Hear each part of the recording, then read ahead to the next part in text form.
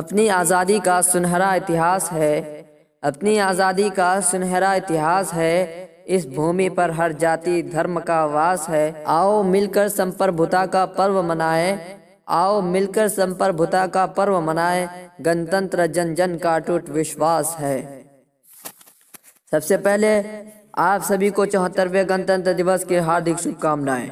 मेरे सम्मुख उपस्थित आदर योग्य मुख्य अतिथि श्री फुला साहब, विद्यालय प्राचार्य, समस्त अध्यापकों, विद्यार्थियों एवं गांव से पधारे ग्रामवासी, मातृशक्ति का हार्दिक अभिनंदन करता हूं। ये हम सब के लिए गौरव की बात है कि आज गणतंत्र भारत के 73 वर्ष पूरे हो चुके हैं।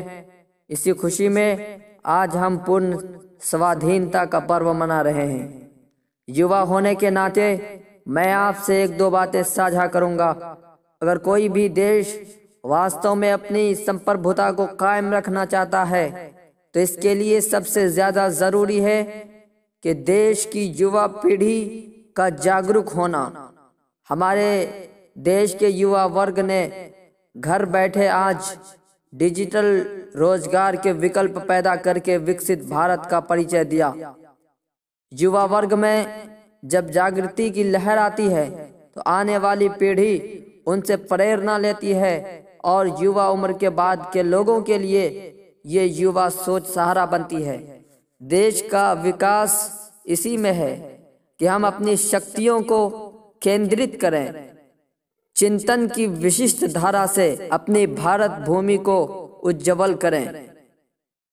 आत्मगौरव भाव लेकर देश आगे बढ़ चला है, आत्मगौरव भाव लेकर देश आगे बढ़ चला है।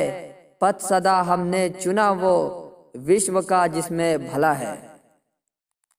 इस कॉलेज में पढ़ते हुए मुझे 2 साल हो चुके हैं।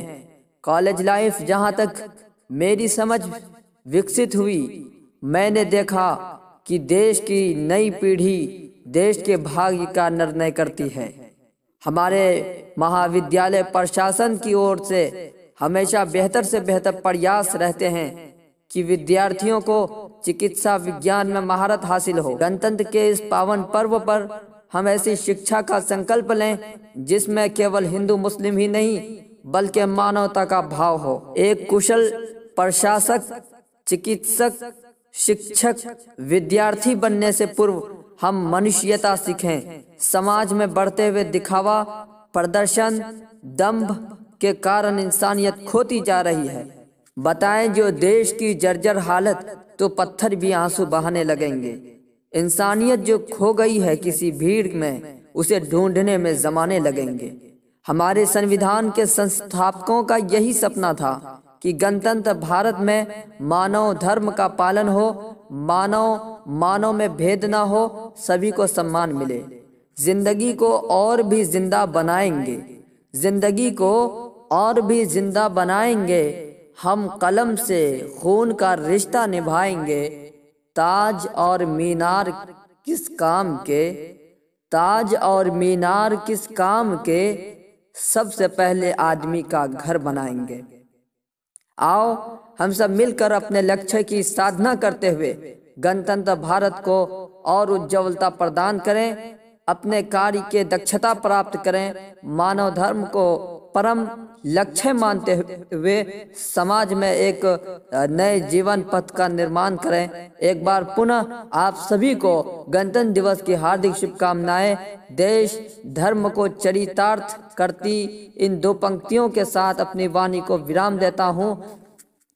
मेरी आज़ादी पर कुर्बान फरिश्तों, आपकी शहादत के पल यादगार रहे। मेरी आज़ादी पर कुर्बान फरिश्तों, आपकी शहादत के पल यादगार रहे। जितनी दुआ आज है मेरे मन में, ये दुआ हर दिन बरकरार रहे। जय हिंद, जय भारत।